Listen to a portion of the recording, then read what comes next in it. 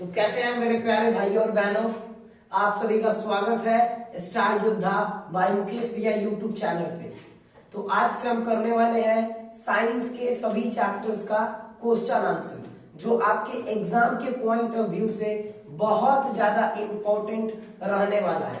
अभी तक आप साइंस में कुछ नहीं पढ़े हैं, कोई बात नहीं, यहाँ पे जितना चीज आपको कराया जाएगा इसी में से आपका एग्जाम में आएगा। अभी तक आप साइंस में कुछ नहीं पढ़े हैं, फिर भी कोई बात नहीं है, बहुत दिन बाद आपको वीडियो मिलेगा, लेकिन जब भी आएंगे तो दुरुस्त आएंगे। तो आपके एग्जाम के पॉइंट ऑफ व्यू के लिए जितने साइंस का क्वेश्चंस चाहिए वो आपको पर डे आपको वीडियो उपलब्ध करा दिया जाएगा। साइंस का आपका ऑब्जेक्टिव हो या सब्जेक्टिव हो, पर सब्जेक्ट का आपको वीडियो मिल जाएगा रिकॉर्डेड फॉर्म में। आपसे केवल यही है अनुरोध कि आपको अगर वीडियो पसंद आए तो ज्यादा से ज्यादा वीडियो को लाइक कमेंट शेयर अपने दोस्तों में करें और उन्हें भी बताएं कि अभी तक अगर आप कुछ नहीं पढ़े हैं तो स्टार योद्धा आपका स्वागत करता है और करता ही रहेगा। तो चलिए हम स्टार्ट करते हैं। रासायनिक अभिक्रिया एवं समीकरण, जितने भी रासायनिक अभिक्रिया एवं समीकरण के क्वेश्चंस हैं, जितने आपके एग्जाम में आ सकते हैं, उन सभी प्रश्न पे हम चर्चा करने वाले हैं और सबको बहुत ही बढ़िया से समझने वाले हैं। तो आइए, पहला क्वेश्चन है रासायनिक अभिक्रिया क्या है। आपको समझना है रासायनिक अभिक्रिया क्या है। तो सबसे पहले आप मोटे तौर पे समझ लो कि रासायनिक अभिक्रिया क्या है। तो बोल रहा है कि जब दो या दो से अधिक अभिकारक परस्पर अभिक्रिया करके नए उत्पाद का निर्माण करते हैं तो उसे हम क्या बोलते हैं जी, रासायनिक अभिक्रिया बोलते हैं। जैसे कि अगर हम आपको बताएं तो हाइड्रोजन और आपका ऑक्सीजन मिल के बना दिया H2 को। तो हाइड्रोजन जो है ये आपका एक अभिकारक हो गया और जो आपका ऑक्सीजन है ये आपका एक अभिकारक हो गया। जब दो या दो से अधिक अभिकारक आपस में अभिक्रिया करके नए उत्पाद का निर्माण करे तो उसे हम क्या बोलते हैं जी, रासायनिक अभिक्रिया कहते हैं। इसी चीज को हम दूसरे शब्द में समझ सकते हैं कि वह अभिक्रिया जिसमें प्राप्त उत्पाद, वह अभिक्रिया जिसमें प्राप्त उत्पाद मूल पदार्थ से रासायनिक गुणों एवं संगठन से भिन्न होता है उसे रासायनिक अभिक्रिया कहते हैं। इसका कहने का मतलब है कि वह उत्पाद जो अपना ये प्राप्त हो रहा है ये अपने मूल पदार्थ यानी हाइड्रोजन और ऑक्सीजन के रासायनिक गुण और संगठन से क्या होगा जी, भिन्न होगा। तो उसे हम क्या बोलेंगे जी, रासायनिक अभिक्रिया बोलेंगे। आपको रासायनिक अभिक्रिया बहुत बढ़िया से समझ में आया होगा। आप ऐसे भी बोल सकते हो कि जब दो या दो से अधिक पदार्थ आपस में अभिक्रिया करके एक नए गुणधर्म वाले पदार्थ का निर्माण करते हैं तो उसे हम क्या बोलते हैं जी, रासायनिक अभिक्रिया बोलते हैं। जैसे कि आप हाइड्रोजन और ऑक्सीजन आपस में परस्पर अभिक्रिया किया और अपने परस्पर अभिक्रिया करने के बाद तो ये जल का निर्माण किया। तो जो जल है अपना ये एक नया पदार्थ है, तो इस प्रोसेस को हम क्या बोलेंगे जी, रासायनिक अभिक्रिया बोलेंगे। चलिए अगला क्वेश्चन की तरफ बढ़ते हैं। अगला क्वेश्चन है कि रासायनिक समीकरण क्या है। तो अभी देखिए रासायनिक समीकरण क्या है। तो जो अभिकारक है और उत्पाद है उनके रासायनिक सूत्र और प्रतीक के द्वारा यदि हम व्यक्त करते हैं ना तो उसको बोलते हैं रासायनिक समीकरण। आइए इसी चीज को लैंग्वेज में समझते हैं।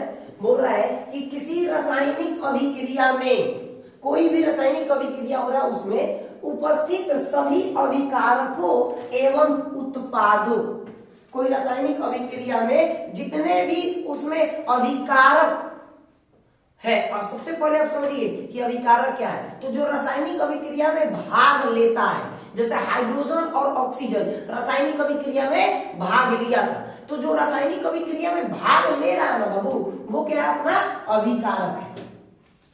और इन अभिकारक के अभिक्रिया के फल स्वरूप जो नया पदार्थ बना है ना उसको हम क्या बोलेंगे, उत्पाद बोलेंगे। तो बोल रहा है कि रासायनिक समीकरण क्या है, तो इन्हीं अभिकारक और उत्पाद को प्रतीक के रूप में और उनकी यौगिक अवस्था को प्रदर्शित करने को हम क्या बोलते हैं जी, रासायनिक समीकरण कहते हैं। मतलब इन्हीं अभिकारक है और जो उत्पाद अपना रहा है, इन्हीं को इनके प्रतीक में और इनकी मूल अवस्थाओं में जो हम लिख करके व्यक्त करेंगे तो उसे हम क्या बोलेंगे जी, रासायनिक समीकरण बोलेंगे। जैसे देखिए हाइड्रोजन हम लिख दिए तो हाइड्रोजन का प्रतीक लिख दिए, ऑक्सीजन का प्रतीक लिख दिए, और हाइड्रोजन और ऑक्सीजन के अभिक्रिया के फलस्वरूप अपने को क्या मिल रहा था जी, H2O मिल रहा था। तो हम जल का भी क्या कर दिए जी, सूत्र लिख दिए। तो ये जो आपका दिखाई पड़ रहा है तो ये क्या है जी, तो ये है इनका प्रतीक और इनकी अवस्थाएं कि हाइड्रोजन गैस है, ऑक्सीजन क्या है, गैस है, और इससे जो अपना मिला है ये क्या है, गैस है, ये क्या है, गैस है, और ये क्या है, लिक्विड है। जल किसके फॉर्म में होता है, लिक्विड। तो इनकी जो अवस्थाओं को हम व्यक्त करेंगे तो उसको हम क्या बोलेंगे जी, रासायनिक समीकरण। अब अवस्थाएं को देखिए, दो तीन चीज से आप व्यक्त कर सकते हैं। देखिए ठोस होगा तो उसके लिए अपन लोग एस लिखेंगे, जो अभिकारक हुआ या उत्पाद हुआ, ठोस होगा तो एस, गैस होगा तो जी, द्रव होगा तो एल, ठीक है। और कहीं कहीं पे अवक्षेप बनेगा, क्या बनेगा जी, अवक्षेप बनेगा, तो उसको भी हम दर्शाएंगे, ठीक है। कहीं कहीं पे गर्मी हीट वगैरह का होगा तो उसको हम लोग ट्रायंगल से दर्शाएंगे। तो आइए इन सब चीजों को देखते हैं, अगले प्रश्न की तरफ बढ़ते हैं।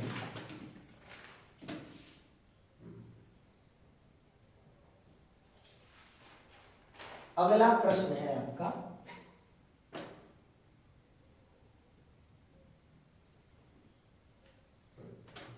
अगला प्रश्न है कि रासायनिक समीकरण को लिखने के नियम।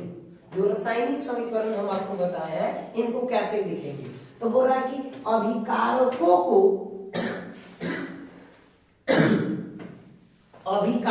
को उनके संकेत या अनुसूत्रों के पदों में समीकरण की बाईं ओर लिखा जाता है। जितने भी अभिकारक हैं, अभिकारक से क्या तात्पर्य है जी, जो अभिक्रिया में भाग ले रहा है, उनको हम किधर लिखेंगे, तो अभिक्रिया की बाईं ओर, ठीक है। और इनके फलस्वरूप जो नया पदार्थ बन रहा है, जिसे हम उत्पाद बोल रहे हैं, उसको हम दाईं तरफ लिखेंगे। क्या लिखेंगे, दाईं तरफ। अभिकारक को बाईं तरफ, उत्पाद को दाईं तरफ, ठीक है। और किस चीज में लिखना है जी, तो इनके प्रतीक में लिखना है। किस में लिखना है, प्रतीक में। जैसे हाइड्रोजन का H, ऑक्सीजन का O, जल का H2। तो इनके प्रतीक में अगर लिखते हैं, जितने भी अभिकारक हैं उनको बाईं तरफ, जितने भी उत्पाद हैं उनको दाईं तरफ, और इन दोनों के बीच में हम एरो चिन्ह लगा करके व्यक्त करते हैं। क्या करते हैं, एरो चिन्ह। दूसरा देखिए, पूरा कि अभिकारकों के सूत्रों के बीच धन चिन्ह, जैसे देखिए H2+O2, तो जो अभिकारक होंगे उनके बीच क्या लगाएंगे, धन चिन्ह। धन चिन्ह दिया जाता है, ये अपना अभिकारक है तो इनके बीच में हम क्या दे देंगे, धन चिन्ह लगा देंगे। आगे बोल रहा है कि उत्पादों को उनके संकेतों या अनुसूत्रों के पद में समीकरण के दाईं ओर लिखा जाएगा, ठीक है। दूसरा बोल रहा है कि उत्पाद के सूत्र के बीच धन चिन्ह दिया जाता है। इनमें भी अगर एक से अधिक उत्पाद बनेगा तो इसमें भी क्या लगाएंगे जी, धन चिन्ह से इनको व्यक्त करेंगे। आइए मोटे तौर पे समझते हैं क्या है रासायनिक समीकरण को लिखने के नियम क्या है। तो सबसे पहले जो अभिकारक है, इनमें जितने भी अभिकारक हैं इनको बाईं तरफ लिखेंगे इनके प्रतीक के साथ, और अगर दो या दो से अधिक अभिकारक होंगे तो इनके बीच में प्लस धन चिन्ह का प्रयोग करेंगे, और जो उत्पाद बन रहा है उसको अभिक्रिया की दाईं ओर लिखेंगे, और इनके भी प्रतीक के साथ ही लिखेंगे। जैसे H2O बना था तो H2O क्या है, जल का प्रतीक है, तो इसको भी प्रतीक के साथ लिखेंगे। और दोनों में अगर एक से अधिक उत्पाद बन रहा है तो उसके बीच में भी क्या लगाएंगे जी, धन चिन्ह लगाएंगे। जैसे एग्जाम्पल के तौर पे आप यहाँ पे देखो एग्जाम्पल के तौर पे बोल रहा है जिंक, तो जिंक किस अवस्था में है, एस मतलब हम आपको बताए थे ठोस, एस मतलब ठोस। तो जिंक की ठोस अवस्था सल्फ्यूरिक अम्ल AQ मतलब जलीय विलयन। AQ मतलब आइडिया ध्यान से समझो, AQ मतलब कहीं पे AQ लिखा है तो जो अभिकारक H2SO4 है तो H2SO4 सल्फ्यूरिक अम्ल क्या है जी, जलीय विलयन में है। तो जब जिंक H2SO4 से सल्फ्यूरिक अम्ल से अभिक्रिया किया है तो जिंक सल्फेट, और जिंक सल्फेट की अवस्थाएं क्या है जी, तो जलीय विलयन है। और जलीय विलयन में जो होगा उसको हम लोग किस चीज से दर्शाएंगे, AQ से। और इसके साथ साथ क्या है जी, हाइड्रोजन है, और हाइड्रोजन की अवस्थाएं क्या है, गैस है। तो जब जिंक ठोस को हम सल्फ्यूरिक अम्ल के जलीय विलयन से अभिक्रिया कराए हैं तो जिंक सल्फेट का जलीय विलयन के साथ साथ हमको उत्पाद में हाइड्रोजन गैस प्राप्त हो रहा है। तो जो अभिकारक है इसको अभिक्रिया की बाईं ओर, और जो उत्पाद है इसको अभिक्रिया की दाईं ओर, और दोनों के बीच में प्लस चिन्ह से हम लोग व्यक्त करते हैं। क्या आपको रासायनिक समीकरण लिखने के नियम याद हुए? सबसे पहले क्या करना है कि जो अभिकारक है उनको अभिक्रिया की बाईं ओर लिखना है, उनके प्रतीक और अवस्था के साथ। जो उत्पाद है उसको एरो चिन्ह के दाईं ओर लिखना है, उसके प्रतीक और अवस्था के साथ।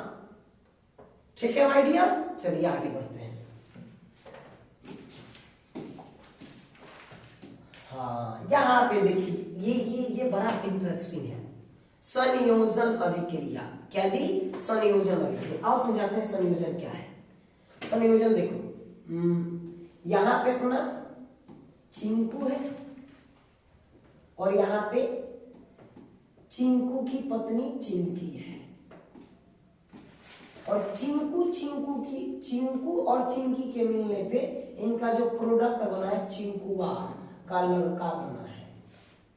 तो इसका आप आसान भाषा में समझ सकते हो ना। हेलो नजरे स्क्रीन पे माय डियर, ध्यान से समझो। संयोजन मतलब जोड़ना।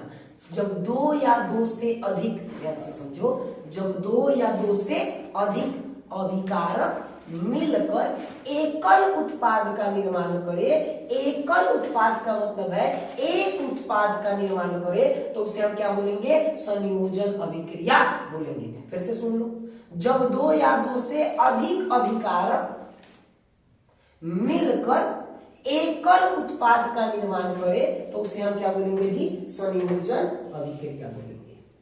आप आज हम इनका भी डिफिनेशन देख लेते हैं। आओ, क्या है पूरा कि वह अभिक्रिया जिसमें दो या दो से अधिक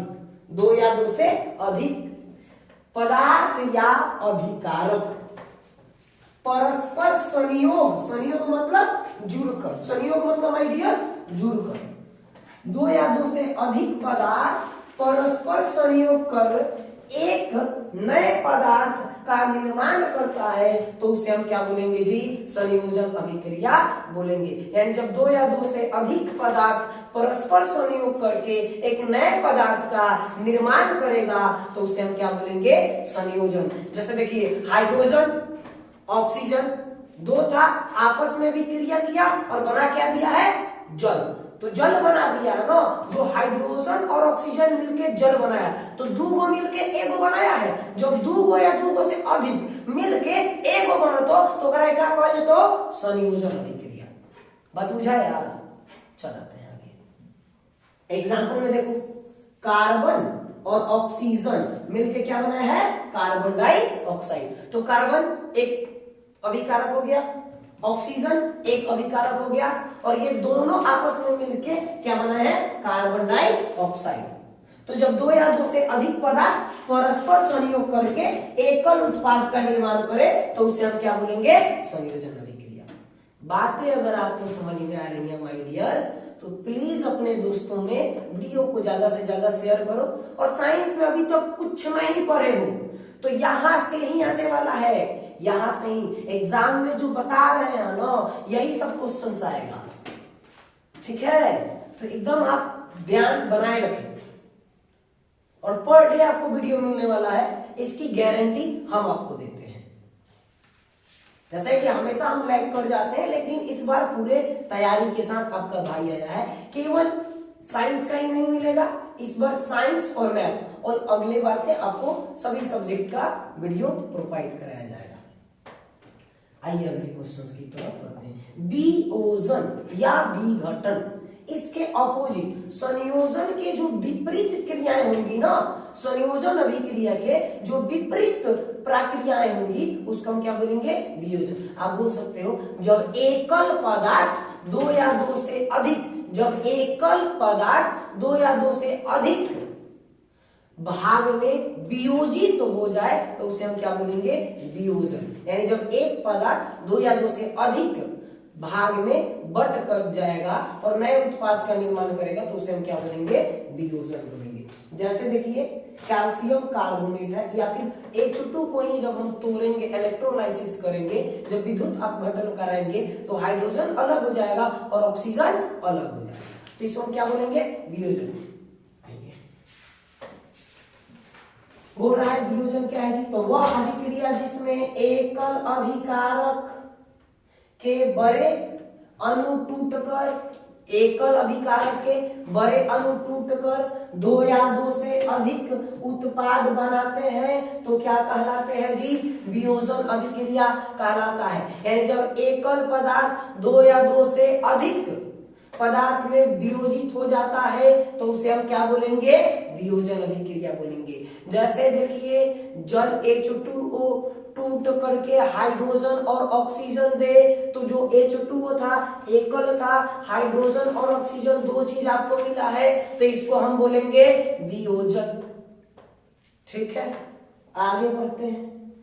तो उसमें क्या था? संयोजन में जब दो या दो से अधिक अभिकारक मिलके एकल उत्पाद का निर्माण करता है तो संयोजन, और जब एकल अभिकारक दो या दो से अधिक भाग में उत्पाद का निर्माण करता है तो उसे हम क्या बोलेंगे? वियोजन। उसमें जुड़ता है, इसमें टूटता है। अगले प्रश्न की तरफ बढ़ेंगे भाई जी। टेंशन नहीं लेने को, पूरा आपको करा के दिया जाएगा, पूरा विस्थापन अभिक्रिया। चलो ध्यान से समझो। विस्थापन में क्या होता है ना कि अधिक क्रियाशील तत्व या अधिक क्रियाशील पदार्थ अपने से कम क्रियाशील तत्व को उसके स्थान से विस्थापित कर देता है तो उसे हम क्या बोलेंगे? विस्थापन अभिक्रिया बोलेंगे। आप चीजों को समझते हैं। बोल रहा है कि ऐसा अभिक्रिया जिसमें अधिक क्रियाशील पदार्थ कम क्रियाशील पदार्थ को उसके यौगिक से अलग कर देता है, विस्थापन अभिक्रिया कहलाता है। ऐसी अभिक्रिया जिसमें अधिक क्रियाशील तत्व अधिक क्रियाशील पदार्थ कम क्रियाशील पदार्थ को उसके यौगिक से अलग कर देता है तो उसे हम क्या बोलेंगे? विस्थापन। ध्यान से समझो। यहां देखो लोहा है और यहां देखो कॉपर सल्फेट है। तो लोहा जो है ये अधिक क्रियाशील है और ये जो कॉपर सल्फेट का जो यौगिक है इसमें जो कॉपर है ये कम क्रियाशील है। तो लोहा जो है ना ये कॉपर को इसके स्थान से हटा देगा तो एकरे को क्या कहा जाएगा? एकरे को क्या कहा जाएगा बाबू? क्या कहा जाएगा? विस्थापन अभिक्रिया। तो देखिए जब लोहा की अभिक्रिया हम कॉपर सल्फेट से कराए हैं तो फेरस सल्फेट मिला है। क्या मिला है? Ferrous sulphate. और देखो यहाँ पे कॉपर को क्या किया है? लोहा इसके स्थान से इसके यौगिक से क्या किया है जी? विस्थापित कर दिया है। तो इसी को हम क्या बोलेंगे? विस्थापन अभिक्रिया बोलेंगे। ठीक है, आगे बढ़ते हैं। द्विविस्थापन। इसमें क्या होता है जी? आयन आपस में आदान प्रदान हो जाते हैं तो उसे हम क्या बोलेंगे? द्विविस्थापन अभिक्रिया। और चीज को समझते हैं। बोल रहा है कि द्विविस्थापन अभिक्रिया क्या है? बोल रहा है कि ऐसी अभिक्रिया जिसमें अभिकारकों के बीच आयनों का आदान प्रदान होता है। ऐसी अभिक्रिया जिसमें अभिकारकों के बीच आयनों का आदान प्रदान होता है। तू हमारा में आ जाओ और हम तोरा में चल जाते। तो ऐसा अभिक्रिया जिसमें अभिकारक के आयनों का आदान प्रदान होता है ना और नए यौगिक का निर्माण होता है तो क्या बोलेंगे जी? द्विविस्थापन अभिक्रिया बोलेंगे। देखिए यहाँ पे एक आपका अभिकारक है, NaCl, दूसरा है AgNO3। अब यहाँ पे देखो, यहाँ पे Ag के जगह पे अपना Na आ गया और Na के जगह पे अपना Ag चला गया, तो आयंस आदान प्रदान हो गए। क्या हो गया, Na के जगह पे अपना कितना आ गया, Ag आ गया, और Ag के जगह पे अपना क्या आ गया जी, Na आ गया। यानी सोडियम के जगह पे अपना सिल्वर चला गया और सिल्वर के जगह पे अपना क्या आ गया जी, सोडियम आ गया। और नए देखो, यहाँ पे क्या था, सोडियम क्लोराइड था और यहाँ पे सिल्वर नाइट्राइड था, तो यहाँ पे देखो अब यहाँ पे क्या हो गया है, सिल्वर क्लोराइड हो गया और सोडियम नाइट्राइड हो गया। ठीक है, तो ये आयन का जब आदान प्रदान होता है ना, जब अभिकारकों के भी आयन का आदान प्रदान होगा और नए पदार्थ का निर्माण होगा, तो उसको हम क्या बोलेंगे जी, द्विविस्थापन अभिक्रिया बोलेंगे। क्या बात समझ में आया? डन। चलिए आगे बढ़ते हैं। अवच्छेद, आओ समझते हैं अवच्छेद क्या है।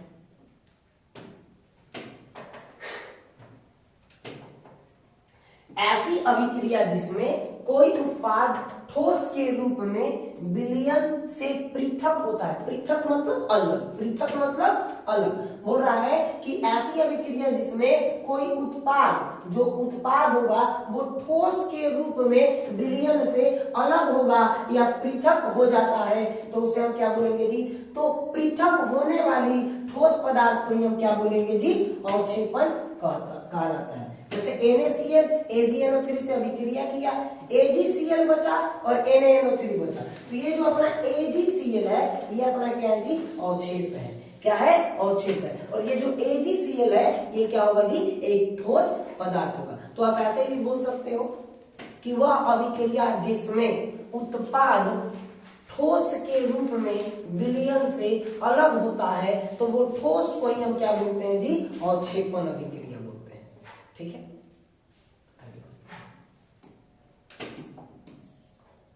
ऊष्माक्षेपी और ऊष्माशोषी। आप बोले ऊष्मा समझते हैं, क्षेपी क्या है, ऊष्माक्षेपी बोला कि वह अभिक्रिया जिसमें अभिक्रिया के दौरान ऊष्मा निकलती है, ऊष्मा जिसमें से निकले तो ऊष्माक्षेपी। और जो जिसमें जिस अभिक्रिया होने पे, कोई भी रासायनिक अभिक्रिया होने पे ऊष्मा बाहर निकले तो ऊष्माक्षेपी, और ऊष्मा की जरूरत पड़े तो ऊष्माशोषी। शोषी यानी सोखी, तो जिसमें ऊष्मा की जरूरत पड़ेगी उसको ऊष्माशोषी, और जिसमें से ऊष्मा निकलेगा तो ऊष्माक्षेपी। याद रहेगा। तो बोल रहा है कि वे अभिक्रिया जिसमें अभिक्रिया के दौरान ऊष्मा निकलता है, अभिक्रिया के दौरान ऊष्मा निकलेगा तो ऊष्माक्षेपी। ऊष्माक्षेपी अभिक्रिया, जैसे देखो कार्बन जो है ऑक्सीजन से अभिक्रिया किया तो कार्बन डाइऑक्साइड के साथ क्या निकलेगा जी, ऊष्मा निकलेगा। क्या निकलेगा, ऊष्मा निकलेगा। तो वह अभिक्रिया जिसमें ऊष्मा अभिक्रिया के दौरान ऊष्मा निकलता हो तो उसे हम क्या बोलेंगे, ऊष्माक्षेपी बोलेंगे। फिर से ध्यान से, वह अभिक्रिया जो अभिक्रिया के दौरान ऊष्मा निकलेगा जिसमें से, तो उसको हम क्या बोलेंगे जी, ऊष्माक्षेपी। वे अभिक्रियाएं जिसमें अभिक्रिया के दौरान ऊष्मा निकलती है ऊष्माक्षेपी अभिक्रिया कहलाती है।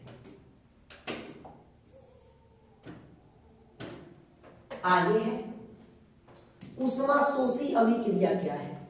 शोषी क्या है, सोखी, शोषी मतलब सोखी। बात समझ रहे हो। तो वे अभिक्रियाएं जिसमें ऊष्मा का शोषण होता है, जिसमें ऊष्मा की जरूरत होती है, उसे हम क्या बोलेंगे जी, ऊष्माशोषी अभिक्रिया बोलेंगे। जैसे कार्बन डाइऑक्साइड और H2 प्रकाश की उपस्थिति में अभिक्रिया किया, क्या बनाया, ग्लूकोज। ये किसका सूत्र है, ग्लूकोज के साथ ऑक्सीजन। तो ग्लूकोज जब बनाना तो यहाँ पे प्रकाश क्या है जी, सोखने का काम किया गया है, सोखने का काम किया गया है, तो इसीलिए इसको क्या बोले हैं जी, ऊष्माशोषी बोलते हैं। CO2 मतलब कार्बन डाइऑक्साइड, H2O मतलब जल, और C6H12O6 मतलब ग्लूकोज। क्या जी, ग्लूकोज। ठीक है, आपसे एग्जाम में ऑब्जेक्टिव में पूछ सकता है ना कि ग्लूकोज का रासायनिक सूत्र क्या है, तो C6H12O6। क्या आपको याद रहेगा। हाँ देखिए, एक ही बात है, आपको इतना दिन से पढ़ा रहे हैं तो आप जितना ज्यादा से ज्यादा आप अपने दोस्तों में वीडियो को शेयर कर लो। अभी तो कुछ नहीं पढ़े हो तब भी इतना आपके लिए काफी है, और आपका जब तक एग्जाम है ना तब तक आपके साथ आपका भाई खड़ा है। पर डे आपको 90% श्योर करते हैं कि पर डे आपको वीडियो प्रोवाइड कराया जाएगा। आपको तो पता ही है कि ऑफलाइन भी हम लोग क्लास लेते हैं तो उसमें थोड़ी सी प्रॉब्लम आ जाती है, लेकिन अब हम आपको आपके लिए पर्सनली पर डे आपको वीडियो प्रोवाइड कराया जाएगा। तो वही है कि अगर आपको वीडियो पसंद आ रहा है तो वीडियो को लाइक, कमेंट, शेयर और अपने दोस्तों में जितना आप फैला सकते हो फैला लो। चलो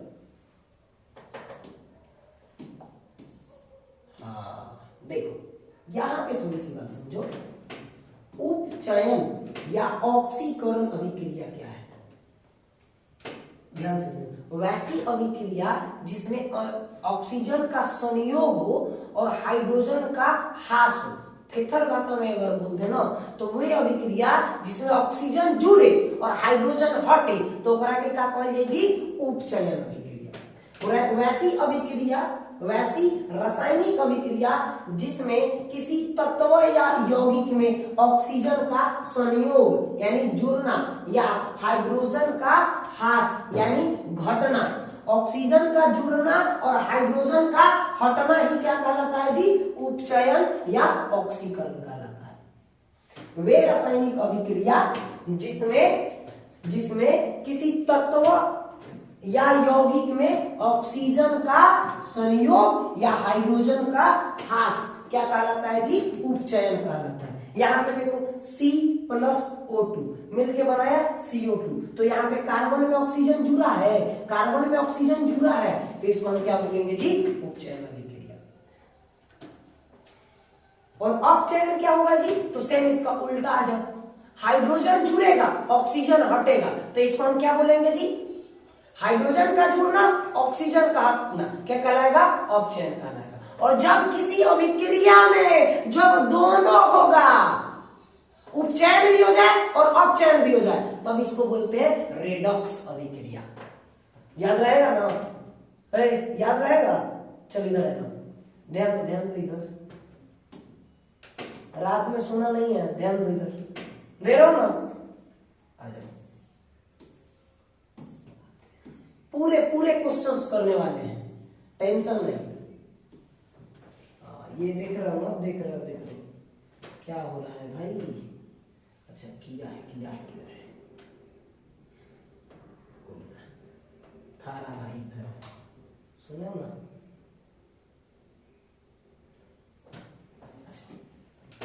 अभी क्या बोलता है, उपचयन।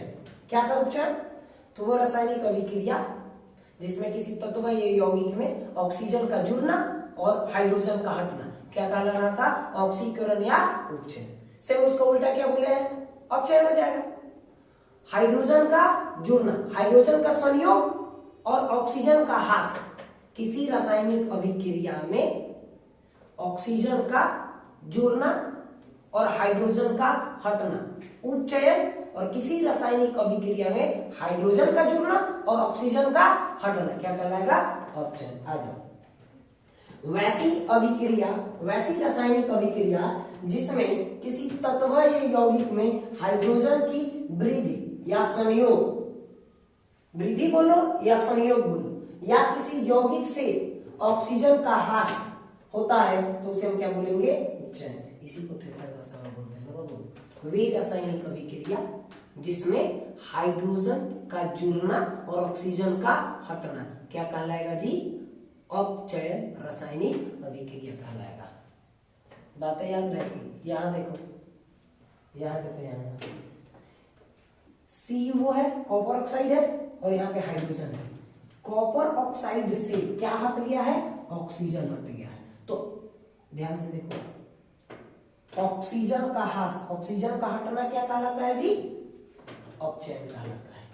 और ध्यान से सुनो, और जब कोई ऐसा रासायनिक अभिक्रिया जिसमें अपचयन भी हो और उपचयन भी हो तो उसको क्या बोलेंगे, रेडॉक्स बोलेंगे।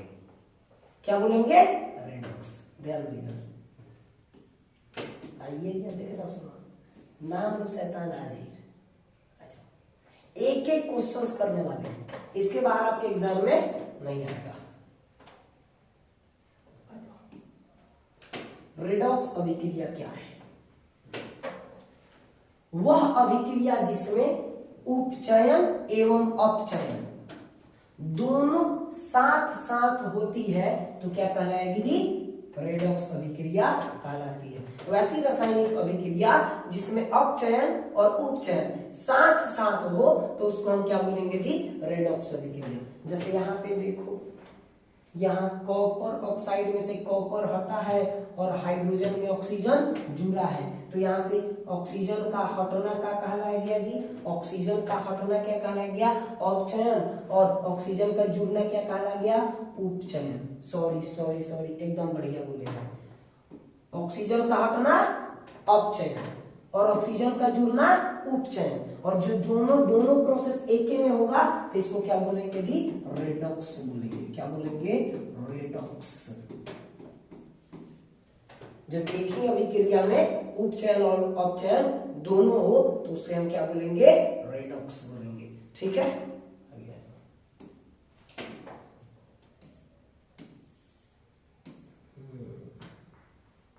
अगला क्वेश्चन है आपके पास, पूरे 1,00,000 रुपए का। आप देखना है आपको, बड़ी बड़हन है बहुआ।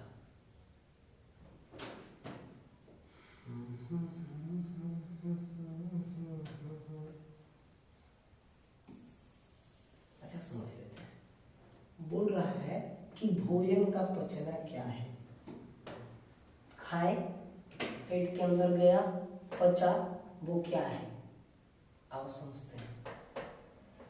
बोल रहा है कि हमारे भोजन में मुख्यतः कार्बोहाइड्रेट रहता है।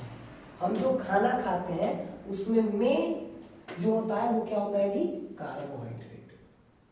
पाचन क्रिया के क्रम में यानी पचने के क्रम में कार्बोहाइड्रेट अपघटित होकर ग्लूकोज बनाता है।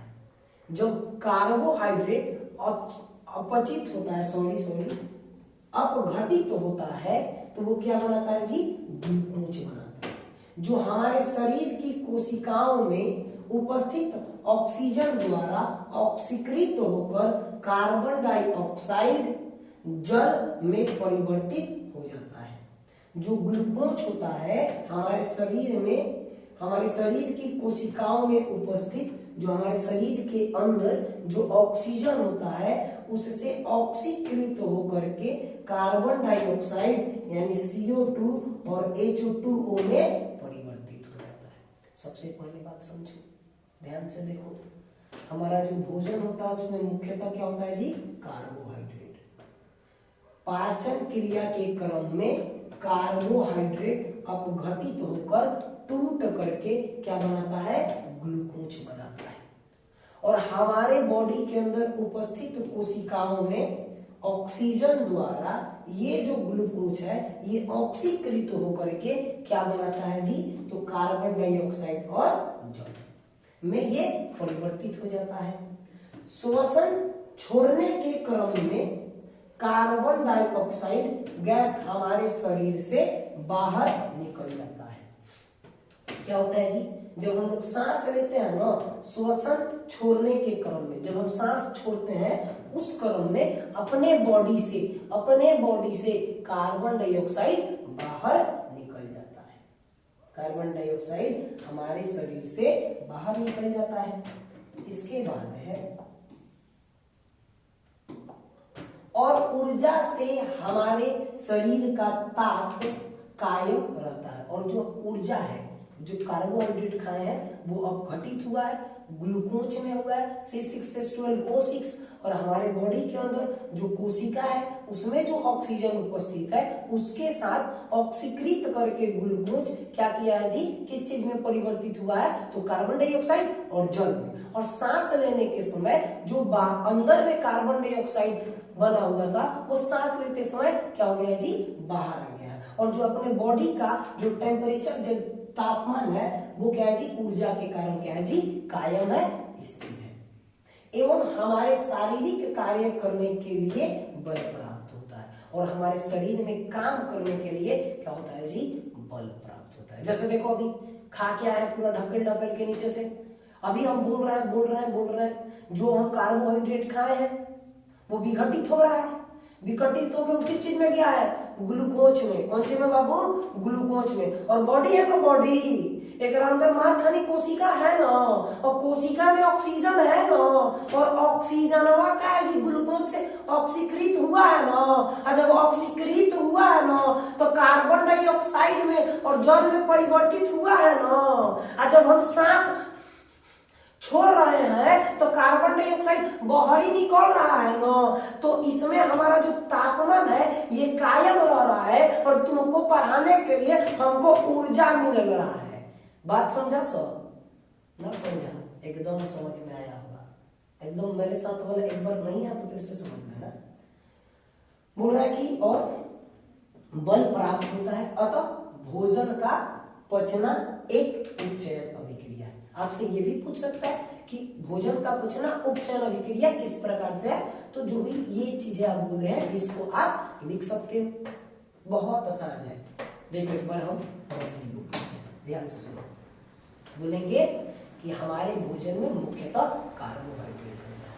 पाचन क्रिया के दौरान कार्बोहाइड्रेट अपघटित होकर के ग्लूकोज में परिवर्तित हो जाता है। हमारे बॉडी में उपस्थित कोशिकाओं में ऑक्सीजन के थ्रू ग्लूकोज ऑक्सीकृत होकर के कार्बन डाइऑक्साइड और जल में परिवर्तित हो जाता है।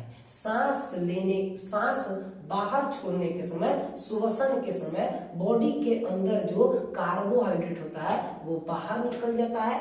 हमारे बॉडी का तापमान कायम रहता है और हमें ऊर्जा प्राप्त होती है। बात समझ में आया? एकदम आया। आगे आ जाओ। अतः भोजन क्या है जी? उपचयन अभिक्रिया।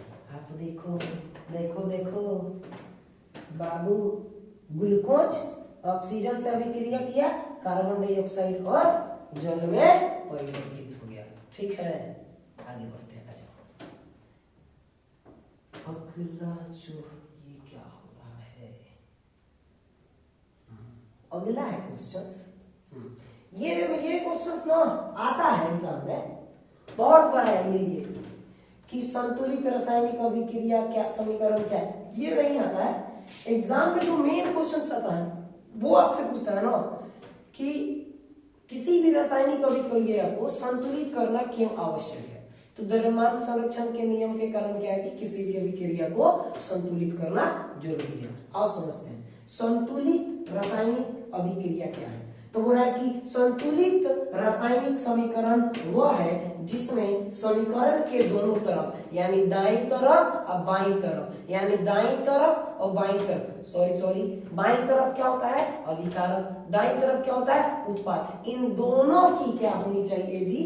प्रत्येक तत्व की परमाणुओं की संख्या अगर बराबर है तो इसको हम क्या बोलेंगे जी? संतुलित अभिक्रिया बोलेंगे। और उत्पाद और अभिकारक दोनों की परमाणुओं की संख्या अलग अलग है तो इसको हम क्या बोलेंगे? असंतुलित बोलेंगे। यहाँ पे देखो, हाइड्रोजन परमाणु की संख्या 4 गो, ऑक्सीजन 2 गो, हाइड्रोजन 4 गो, ऑक्सीजन 2 गो, तो इसको क्या बोलेंगे? संतुलित रासायनिक बोलेंगे। और यही आपस में इनकी परमाणुओं की संख्या दोनों तरफ बराबर नहीं होगी तो इसको हम क्या बोलेंगे? असंतुलित बोलेंगे। वही है असंतुलित रासायनिक समीकरण वह है जिसमें समीकरण के दोनों तरफ तत्वों के परमाणुओं की संख्या समान नहीं होती है। हाइड्रोजन 2 गो, ऑक्सीजन 2 गो। इधर देखो देखो देखो देखो देखो देखो इधर आओ, इधर हाइड्रोजन 2 गो, ऑक्सीजन 2 गो, हाइड्रोजन 2 गो, लेकिन ऑक्सीजन 1 गो, तो इसलिए क्या है जी? असंतुलित रासायनिक अभिक्रिया।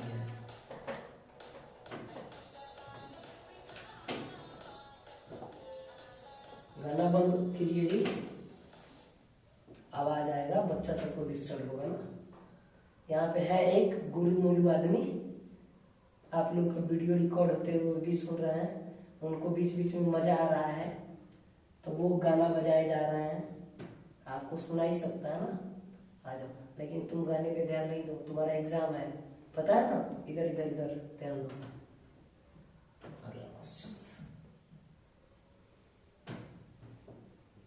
अगला क्वेश्चन है कि संतुलित रासायनिक समीकरण क्या है। रासायनिक समीकरण को संतुलित करना क्यों आवश्यक है? दोनों चीज तो संतुलित तो आप समझ लिए कि वह अभिक्रिया जिसमें दोनों तरफ क्या हो जी, तत्वों की परमाणुओं की संख्या समान हो तो उसे हम क्या बोलते हैं, संतुलित रासायनिक समीकरण बोलते हैं। अब क्यों है, तो आप बोल सकते हो कि द्रव्यमान संरक्षण के नियम को बनाए रखने के लिए अभिक्रिया को क्या किया जाता है जी, संतुलित करना आवश्यक है। इस चीज को आप अपने से भी लिख सकते हो। हाँ, ये तुम्हारे लिए इंपॉर्टेंट क्वेश्चन हो सकता है। क्या है, आप समझे ना, रासायनिक समीकरण को संतुलित करना क्यों आवश्यक है।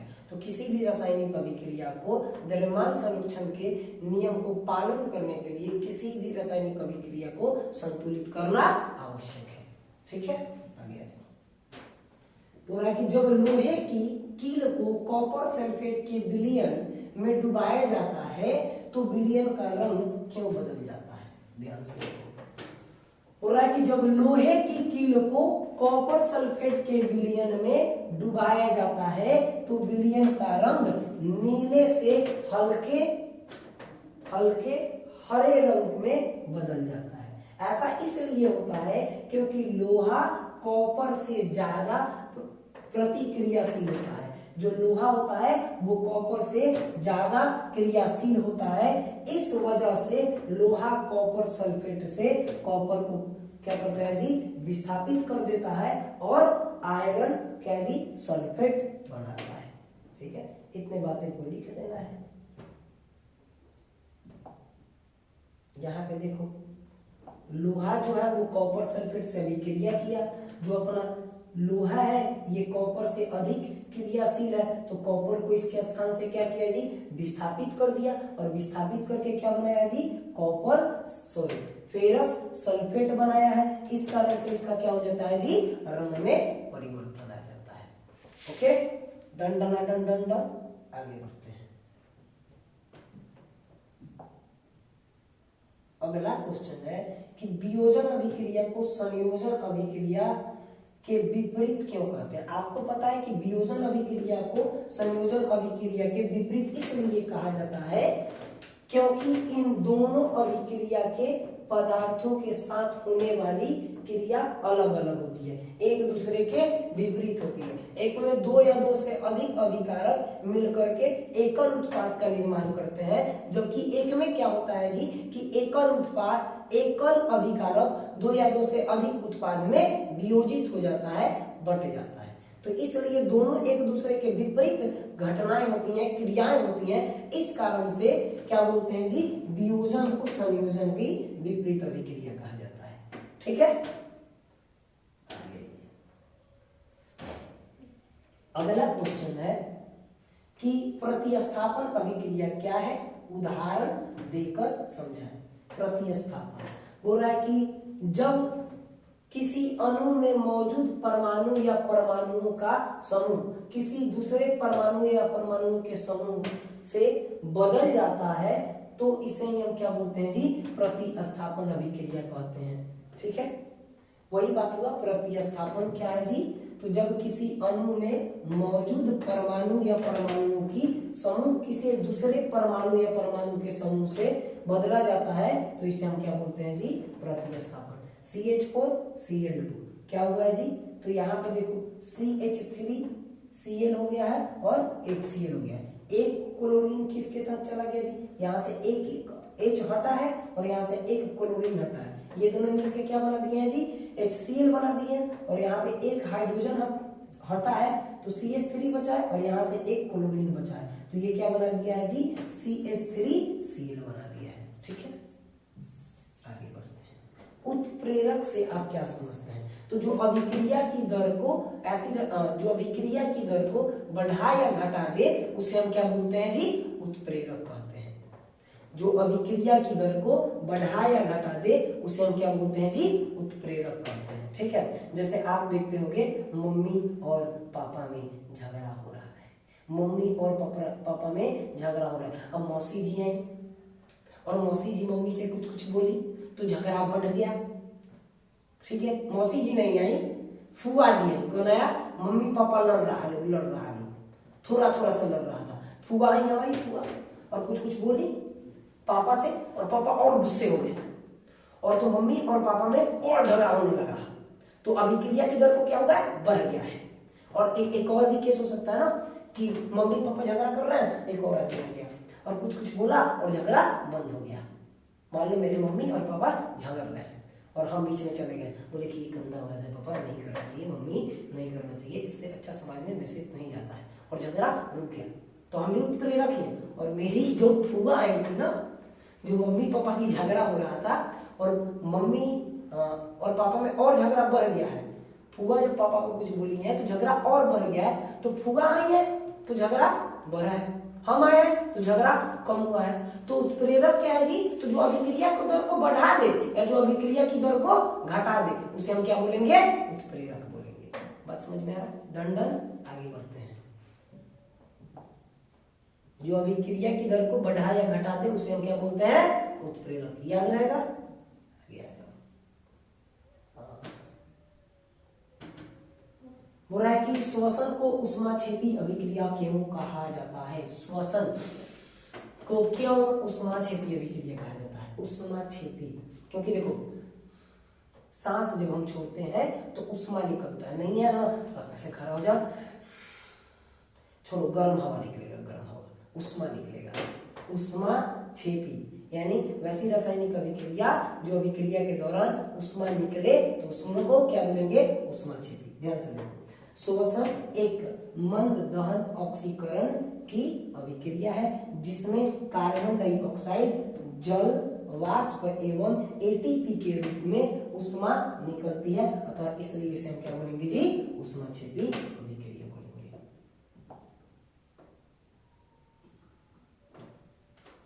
अगला क्वेश्चन है कि प्रकाश अपघटन अभिक्रिया क्या है? सिंपल है, वह अभिक्रिया जिसमें प्रकाश ऊर्जा या फोटोन, फोटोन का भी मतलब प्रकाश ऊर्जा या फोटोन की मदद से पदार्थ को तोड़कर सरल पदार्थ में बदला जाता है, तो उसे हम क्या बोलेंगे जी, प्रकाश अपघटन या फोटोन अपघटन बोलेंगे। ठीक है, कोई अभिक्रिया है, प्रकाश दिए और वो सरल पदार्थ में टूट गया, तो उसको हम क्या बोलेंगे जी, प्रकाश अपघटन बोलेंगे। अगला क्वेश्चन है, ध्यान दो इधर, अगला क्वेश्चन है कि लोहे की वस्तु को हम पेंट क्यों करते हैं? सिंपल बात है बाबू, लोहे की वस्तु को पेंट काहे किया जाता है कि ओमे का ना हो, मूर्छा न लगे, और मूर्छा न लगे एकरे को हम बोलेंगे रस्टिंग ऑफ आयरन, यानी लोहा में जंग ना लगे। तो बोल रहा है कि लोहे की वस्तु को हवा एवं नमी के संपर्क में आने पर जंग लगती है। पेंट करने से लोहे की वस्तु की ऊपरी सतह हवा और नमी से सुरक्षित रहती है, इस कारण से हमें लोहे की वस्तु को पेंट करनी चाहिए। क्वेश्चन यो आ सकता है कि लोहे में जंग लगने से के बचाने के उपाय बताएं, तो आप लिखिएगा कि लोहे में जंग लगने के निम्न उपाय हैं। लोहे को पेंट कर दे, लोहे को क्या कर दे जी, वायरिंग कर दे या ग्रीसिंग कर दे, लोहे पर जिंक का परत चढ़ा दे, और लोहे पर जिंक का परत चढ़ाना ही जस्तीकरण कहलाता है। देखो कोई लोहा है और उस पे जिंक का लेयर चढ़ा दिए, तो इस प्रक्रिया को क्या बोलेंगे जी, जस्तीकरण। यानी लोहे पर जिंक की परत का लेपन करना क्या कहलाता है जी, जस्तीकरण कहलाता है। जिंक को ही जस्ता बोला जाता है, इसीलिए जस्तीकरण कहा जाता है। याद रहेगा? इधर देखो, देख रहे हो क्या बोल रहा है? बोल रहा है कि वायु में जलाने से पहले मैग्नीशियम रिबन को साफ क्यों किया जाता है? मैग्नीशियम रिबन को क्यों? तो बोल रहा है कि वायु में जलाने से पहले मैग्नीशियम रिबन को साफ इसलिए किया जाता है ताकि इसकी सतह पर बनी ऑक्साइड की परत घट जाए। जो मैग्नीशियम होता है ना, मैग्नीशियम रिबन, इस पे ऑक्साइड का लेयर रहता है। जब इसको हम साफ करेंगे तो ऑक्साइड का लेयर क्या हो जाएगा जी, खत्म हो जाएगा। इसके लिए मैग्नीशियम रिबन को जलाने से पहले साफ किया जाता है। कि मैग्नीशियम रिबन के ऊपर जो ऑक्साइड का लेयरिंग चल रहा है वो क्या हो जाए जी, साफ हो जाए। ठीक है, ये देखिए, ये मान लो मैग्नीशियम रिबन है, ठीक है, और इसको बोल रहा है कि जलाने से पहले साफ क्यों किया जाएगा, तो इस पर ना ऑक्साइड का लेयर है। ठीक है, अब इसको जैसे जैसे हम साफ करेंगे तो ऑक्साइड का लेयर क्या हो जाएगा, साफ हो जाएगा, और ऑक्साइड का लेयर जब साफ हो जाएगा तो ये बढ़िया से जलेगा। तो इस कारण से मैग्नीशियम रिबन को जलाने से पहले साफ किया जाता है। ठीक है, इधर ध्यान दो। अगला क्वेश्चन देख रहे हो ना, बहुत बड़ा सा बोला कि संचारण क्या है, संचारण को रोकने के उपाय बताएं। ध्यान देखो, संचारण क्या है, तो क्या है संचारण, क्या हुआ, ठीक है, नहीं छूटा है, आ जाइए। संचारण क्या है समझते हैं चीजों को बढ़िया से, आ जाओ।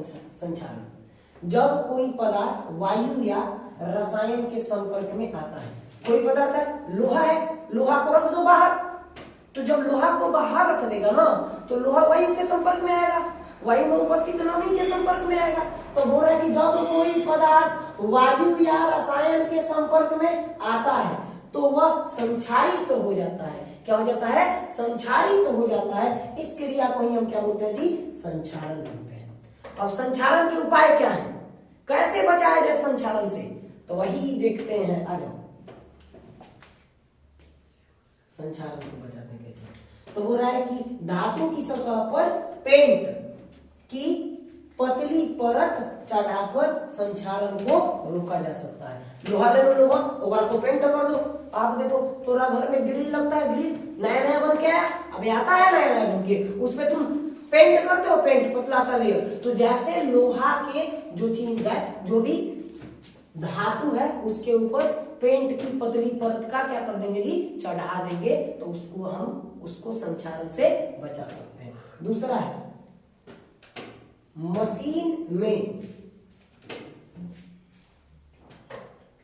ध्यान से देखो, यहाँ पे हम बताते हैं इस चीज को, ये क्या है, ग्रीस या तेल लगाकर रखने से जंग नहीं लगता है। जो धातु है ना उस पे आप जिंक लगा, ग्रीस लगा दो या तेल लगा दो, ग्रीस लगाओ या फिर तेल लगाओ, तब भी हम उसको संक्षारण से बचा सकते हैं। लोहे को जंग से बचाने के लिए इस पर जस्ते की परत चढ़ाई जाती है, जिस प्रक्रिया को जस्तीकरण कहते हैं। संक्षारण से बचाने के लिए लोहे पर जस्ता का लेयर चढ़ाया जाता है, इस प्रक्रिया को जस्तीकरण कहते हैं।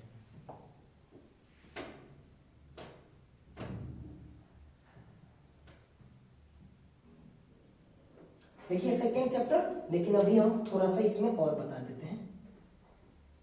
इसमें होता है ना एक चीज जो छूट रहा है अपना, मेरे अनुसार वो छूट रहा है विकृत गंधिता। विकृत गंधिता क्या है जी, तो जो हमारा खाने वाला सामान होता है, जो खाने वाला पदार्थ होता है जिसमें तेल और वसा की मात्रा अधिक होती है, विकृत गंधिता क्या है जी, तो जो भी हमारा खाद्य पदार्थ होता है जिसमें तेल और वसा की मात्रा अधिक होती है, वो उसका खराब होना ही क्या कहलाता है जी, विकृत गंधिता कहलाता है।